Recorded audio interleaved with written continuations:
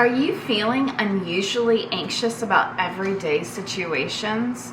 Is your brain's hallway of memories maybe in a stuck, like it's in 2021 all over again? Are you getting strange dreams and you're like, where is that coming from? I've got a solution for you. We are definitely getting pulled back into our negative mindset. We're gonna tell you how in just a moment.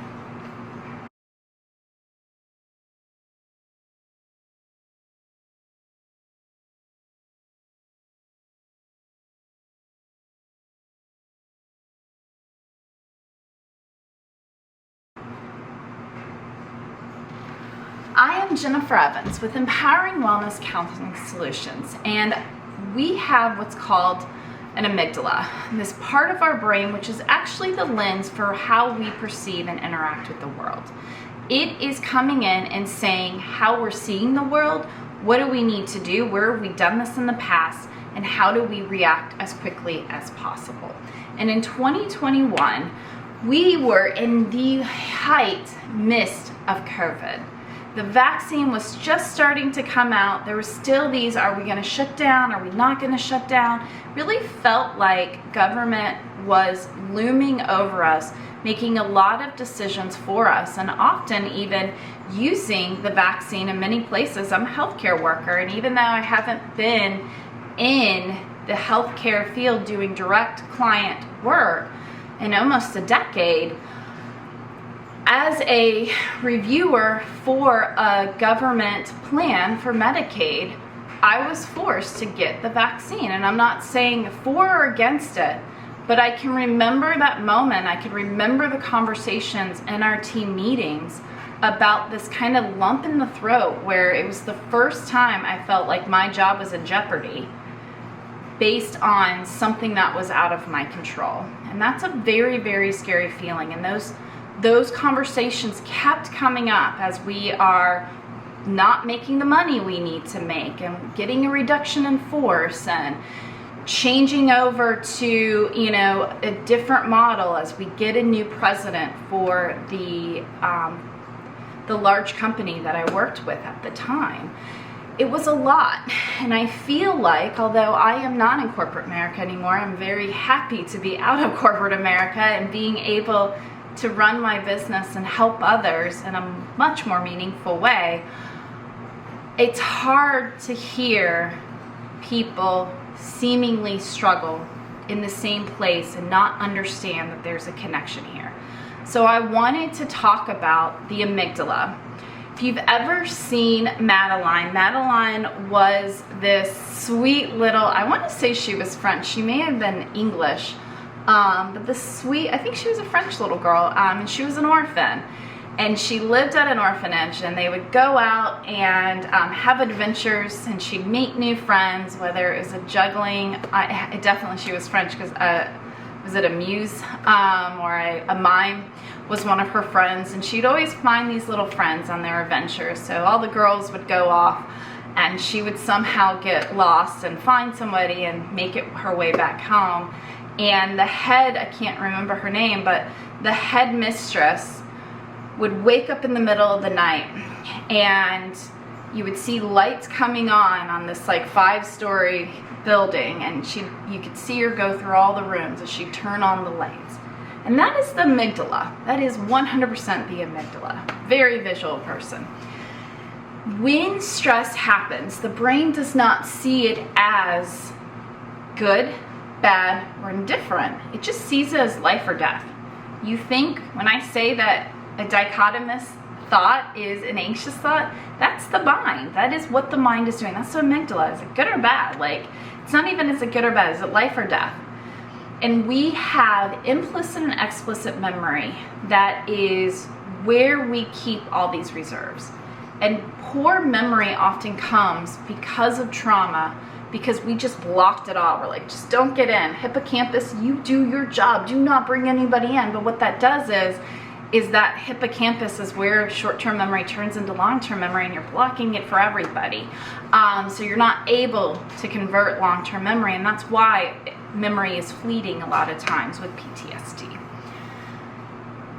And so when we have a stressful event, we have explicit memory, something we can recall and say, oh, well, this happened. When I touched the stove, it burned me and I pulled my hand back really quick. So I see that the stove is hot. I'm probably not going to touch it. I already know. It's an instant recall. I already know what's going to happen there. But then we have implicit memory. And implicit memory is not recallable. We can't ever say, oh, this happened, so therefore I think like this, and therefore this is why I'm reacting. It's implicit. And 1 through 3 is all implicit memory. No explicit memory is being built. So from birth until 3 years old, you don't even have explicit memory. You do not. I promise you. Neurologically, you don't. You haven't built the memory capacity to build explicit memory yet. The brain hasn't developed yet in that regard. And so that is 3 years. Why attachment is so important, why I ask people about attachment, because of 3 years of implicit memory building. And so all of this is being pulled up. And as you go down that long hallway and you're looking at things that are similar, what you're finding is that you are entering in doorways of new changes. Monday was a big change for a lot of government workers. They are all being brought back into the office for many, many people. And when that happens, it's bringing up a lot of time. Maybe when I went back to school, I'm having memories of like the first day of high school. What in the world is that? You know, like that was like 30 years ago. Or maybe it was that you're thinking about one of your first jobs, or you're thinking about one of your kids who started their first day of kindergarten. Like you're going into these rooms, like you're hovering. The amygdala is hovering in these rooms and these doorways, and those explicit memories are coming out, but what you're not getting are the implicit memories. And some of those implicit memories are life was really unpredictable for a couple of years. And long-term stress looks exactly the same on MRI studies as PTSD. So technically, everybody who's lived through COVID is traumatized. You are more likely to be in this reactionary state where this amygdala is wanting to choose for you how to react as quickly as possible in an effort to survive than to be grounded and have an action-oriented response. So if you're feeling more anxious, if you're feeling like you are trying to find a sense of agency and control, you're seeking out information so that you feel like you're in more control. Last week I did the business of anxiety. Go check it out. This is your amygdala in overdrive. It is trying to find some way to react quickly. But the problem is it's going to keep reacting as long as you tell it to keep reacting. So if you reward it, then it's going to say, well, we are stressed out. Let's just keep being stressed out. Brain loves homeostasis. So if you stay in a stress state, it'll stay in a stress state and be like, this is what we do. It will. But if we take a deep breath, if we ground, if we get our mind-body connection back, if we start looking at things as a whole and not these little instances, if we understand what our triggers are, awareness, acceptance, action, then we can get out of these traumatized states and we can live in a more action-oriented state, in a grounded, more level, connected state. We can see where agency is and where it's not, and be okay with what we are capable of doing and letting go of the noise that is beyond our capacity to control. We can heal this sense of hypervigilance. We can take these deep breaths and know that it's okay. We can understand and inventory where this messaging is coming from. Accept what we can accept within our capacity and let go of what is not ours. It's not turning a blind eye. It's understanding that you need to put the oxygen mask on first before you can help others. Because if you don't, then you're just another liability. and other people who are not as fortunate or privileged are now having to take care of you a liability, and they may not even be able to take care of themselves. You're causing more distress in the world by feeding on the negativity and distress in the world and not finding where your agency is and taking ownership of it. It's a hard thing to hear in a distressed state. So if you're like, I can't believe this, and you're getting defensive, then you're in a defensive state. You are. And that is okay. Breathe through it. Find where the defenses are. Go back to my video of the 5 universal constructs. Figure out where you're at, ground. Step 5, 4, 3, 2, 1. Go to the lowest and come up to the highest.